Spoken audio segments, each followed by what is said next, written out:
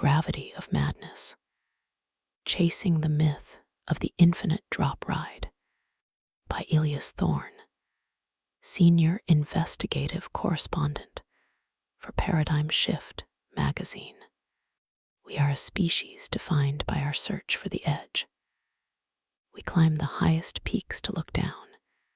We sail the widest oceans to peer into the abyssal trenches. And we build towers that scrape the sky, all for a fleeting moment of vertigo, a reminder of our fragility in the face of a vast, indifferent universe. It is a controlled fear, a carnival thrill.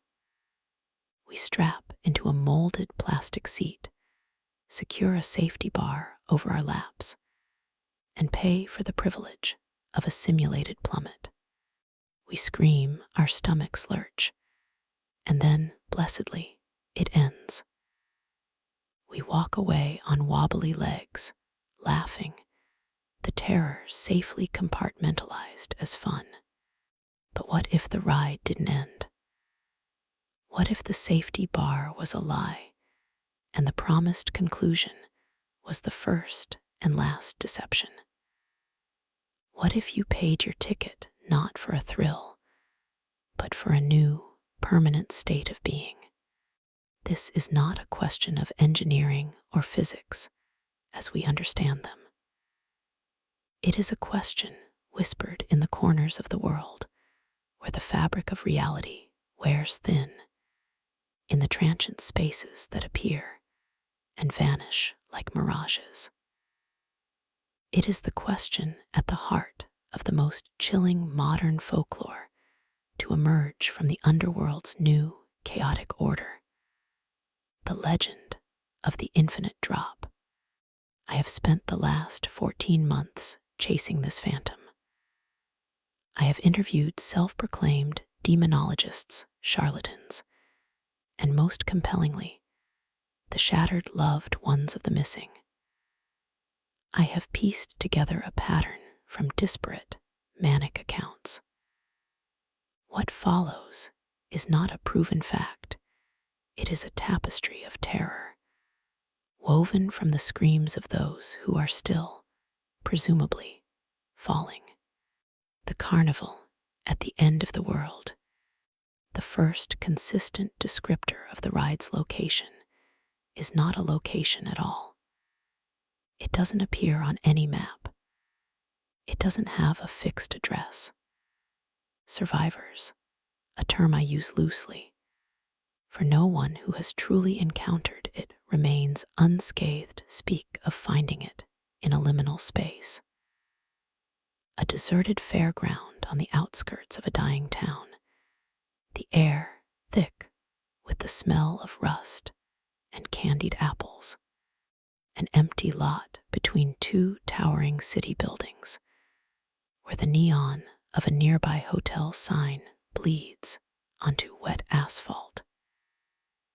It is a place that feels inserted, a pocket dimension masquerading as a carnival. They call it the Infernal Extravaganza, or Lucifer's Grand Carnival, or a dozen other grandiose, ironic names. Its aesthetics are a perversion of joy. The lights are a nauseating symphony of blood red, sickly yellow, and electric violet. The music is a discordant calliope melody, played just a half step too slow, as if the machine itself is tired of the charade. The scent is a cloying mix of burning sugar, ozone, and something older, coppery, like blood on the air. And then there are the attendants, the clown demons. They are not the clowns of childhood birthday parties. These entities are elongated, their limbs jointed wrong, their faces frozen in rictus grins that show far too many needle-like teeth. Their eyes are black, depthless pits that seem to swallow the carnival light. They don't walk so much as glide, their movements a series of unsettling jerks and fluid stretches. They speak in sibilant whispers and booming, jovial shouts that contain no warmth. They are the masters of ceremony for this damnation, and their primary role is to lure, to cajole, and to strap you in. The centerpiece, always, is the infinite drop ride. From a distance, it's deceptively simple. It resembles an old drop tower ride, a skeletal column of twisted black iron that spears up into a strangely localized, swirling cloud cover. The seats are simple, worn velvet benches with a single, heavy-looking brass bar. There are no visible safety harnesses, no complex machinery. It looks ancient and rickety, a relic that should have been condemned decades ago. But it is this very simplicity, this aura of antique danger, that is part of its allure. It promises a raw, unvarnished thrill. The promise, boldly painted on a flickering wooden sign, is simple. The longest drop in existence. It is a truth delivered as a sales pitch. The descent begins. The first few seconds of eternity. The accounts of the initial ascent are universally consistent. The ride makes no sound. There is no clanking chain, no whirring motor. The seat simply rises. It glides up the black iron tower, passing through the cloud layer.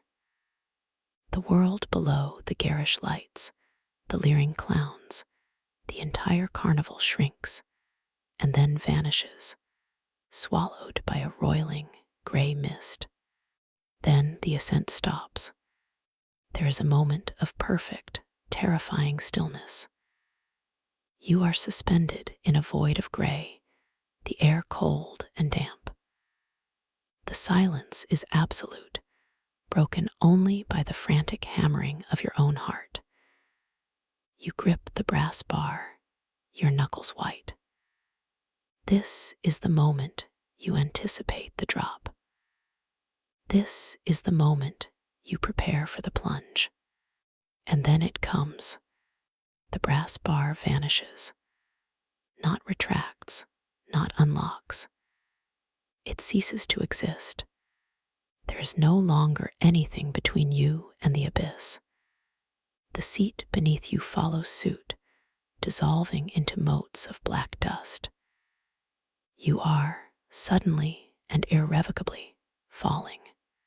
The first scream is born of pure, primal terror. It is the body's reaction to a fundamental betrayal of physics and promise. You are falling. The wind whips past you, a torrential roar in your ears. You flail, your limbs searching for purchase that isn't there. This is the last coherent thought you will have for some time. I am falling. This is it. But the promised impact does not come. You do not hit the ground. You do not hit anything. You just keep falling. The first stage, the dreamscapes. After an immeasurable period of sheer, mind-breaking panic, something shifts. The gray void begins to warp. This is the beginning of the true horror, the curated, personalized hell of the infinite drop. The fall transitions into a plummet through dreamscapes. These are not your dreams. They are the dreams of the cosmos, or perhaps the collective unconscious of every soul trapped within the ride's mechanism. The experience is fragmented, surreal, and utterly immersive. You might fall through a forest of giant, pulsating fungi that whisper secrets in a language of clicks and sighs. The sky above is a canvas of swirling, sentient colors. tumble past a cityscape of impossible geometry, where buildings twist in on themselves and stairways lead to ceilings. You might find yourself in a vast, silent ocean, falling through the water, past leviathans whose forms are only suggested by vast, shadowy outlines in the deep. The water is cold, but you do not drown. You just fall. These landscapes are beautiful and terrifying in equal measure. They are filled with a sense of profound wrongness. The physics are a suggestion. Time is meaningless. You might witness the birth and death of a star in the time it takes to scream, or a single droplet of water might take a lifetime to pass. One account from a woman named Anya, whose brother, Leo, vanished after a carnival appeared in a disused quarry, was particularly vivid. She had found a notebook he'd hidden, filled with manic scrawls made before he disappeared. He wrote of falling through a desert of frozen time, where sandcastles the size of mountains were built and eroded by invisible hands in a continuous, silent loop. He wrote of falling through a library with shelves that stretched into infinity, the books all blank, their pages fluttering like the wings of a million moths. He described the sound as the sigh of forgotten knowledge. This stage seems designed to dismantle your sense of reality. The familiar laws of the universe are not just broken, they are mocked. You are a ghost in the machine of creation, a speck of dust in a kaleidoscope of madness. The second stage, the memory theater. Just as you begin to acclimate to the surreal chaos of the dreamscapes, the ride shifts again. It turns inward. The fall now becomes a plummet through your own memories. But these are not happy reminiscences. The ride, or the intelligence behind it, is a cruel curator. It selects your most potent memories of shame, regret, fear, and loss. It projects them around you, and you fall through them, a helpless spectator forced to relive your greatest failures. You are 8 years old, and you're falling past the moment you lied to your mother. Seeing the flicker of hurt in her eyes you were too young to understand. The scene freezes, magnifies, and you fall through that single, crystallized moment of shame. You are a teenager, and you're falling through the car wreck that took your best friend. You see the headlights, hear the screech of tires, feel the impact not physically, but in your soul. The memory loops. The headlights, the screech, the impact. Again and again and again.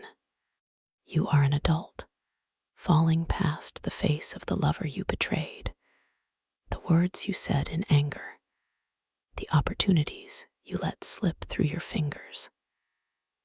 Each memory is a shard of glass, and you are falling through a storm of them, each one cutting deeper than the last. This is where the laughter begins. At first, you might mistake it for your own, a hysterical reaction to the trauma. But it's not.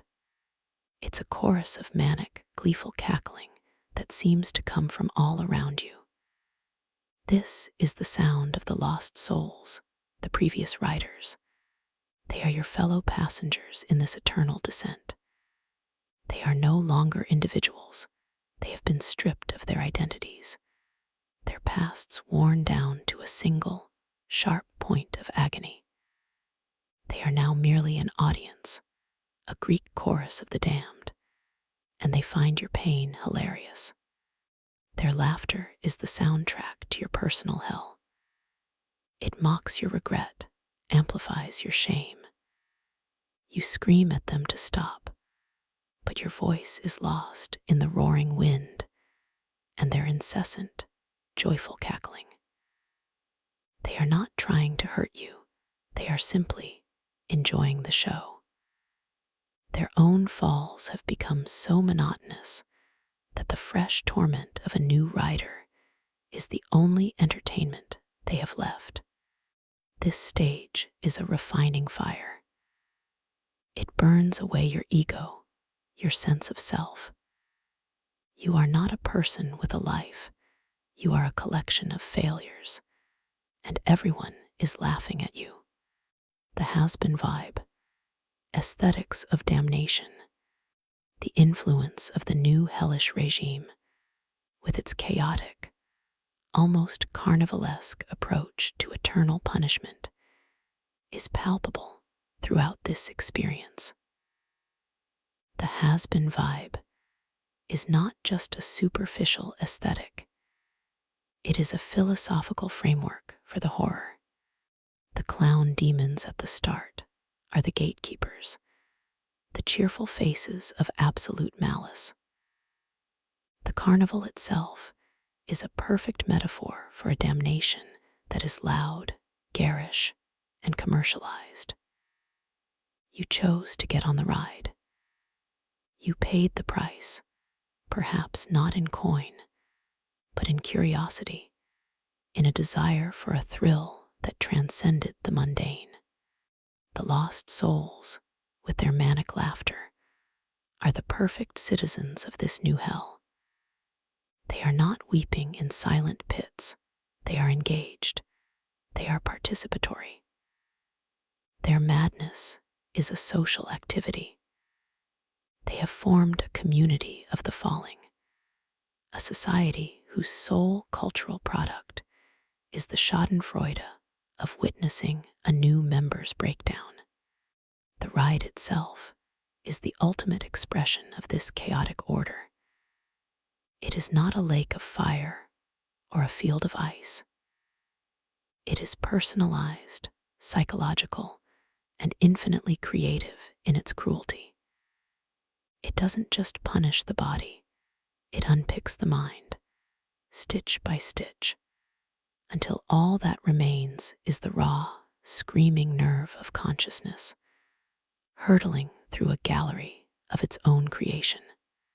The case of Maya Petrova. To understand the human cost, one must look at a specific case. Maya Petrova was a 28-year-old architectural historian, a woman of sharp intellect and a profound skepticism for the paranormal.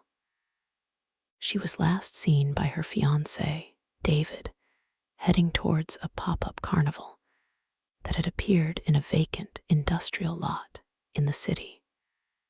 She had texted him a picture of the infinite drop ride, calling it a wonderfully creepy piece of faux Victorian kitsch. Her message read, "Going to see how long the longest drop really is. Back soon."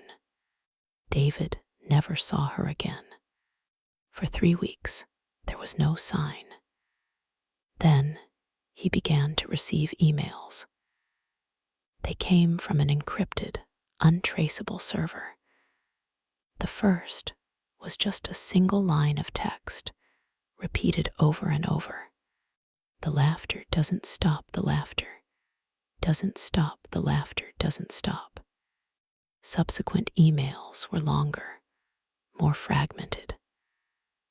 I have secured David's permission to reproduce excerpts.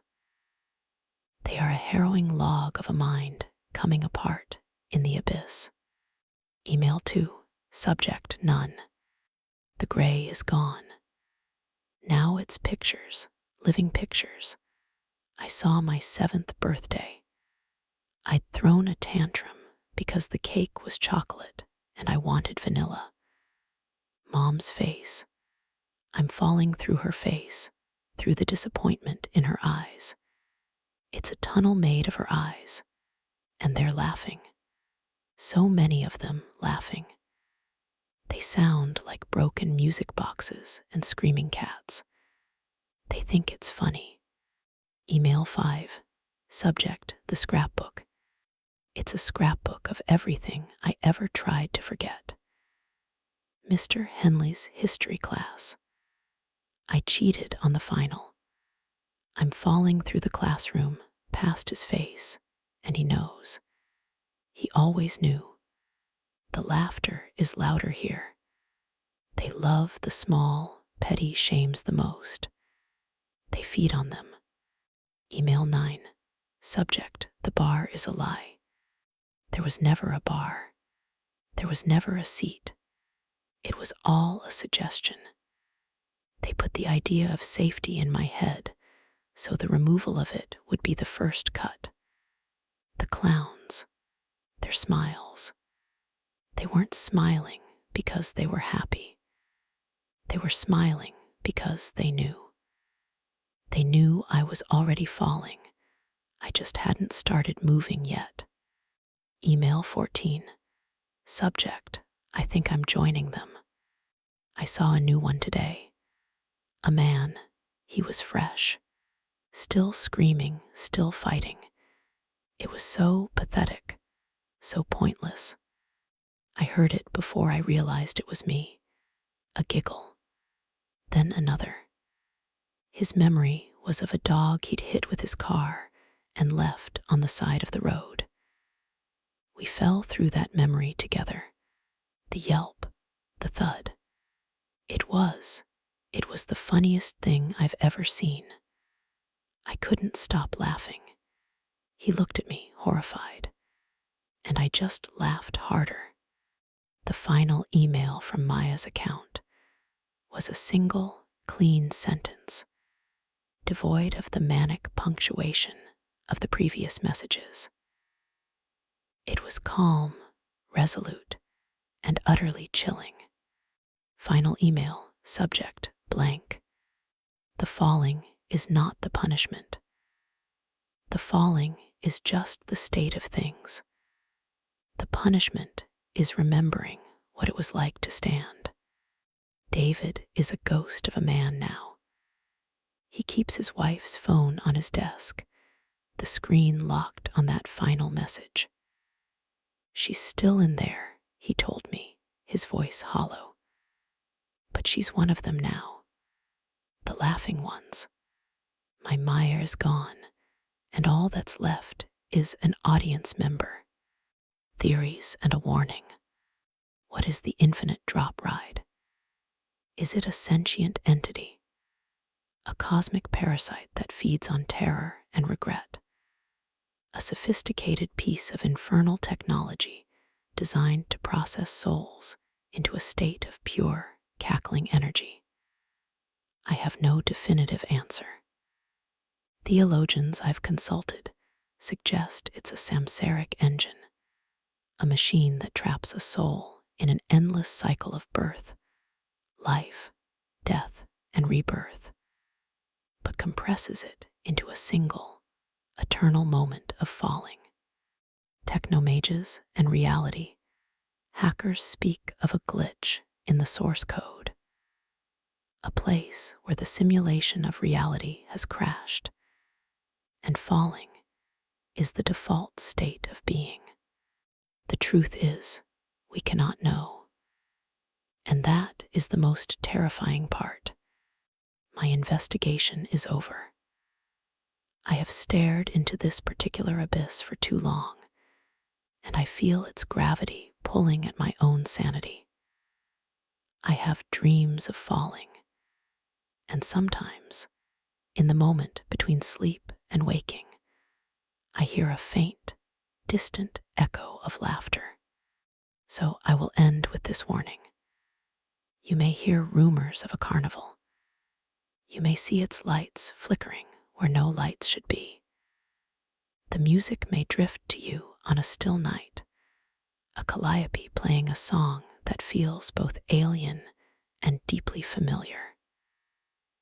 You will feel the pull, the primal curiosity, the desire to see the edge. Do not go. If you find yourself standing before a ride that promises the longest drop in existence, look not at the twisted iron, nor the grinning clowns. Look at the faces of those already strapped in. Look into their eyes. If you see a flicker of excitement, walk away. But if you see nothing at all, a blank, placid acceptance, a void where human fear should be, then run. Run and do not look back, for the ride does not begin when the seat ascends. It begins the moment you consider the possibility. And once it has you in its grip, the only direction is down. Through your fears, through your past, through an infinity of your own making, accompanied forever by the soundtrack of damnation, the joyous, maniacal laughter of those who fell before you, and who are waiting eagerly for you to join the chorus.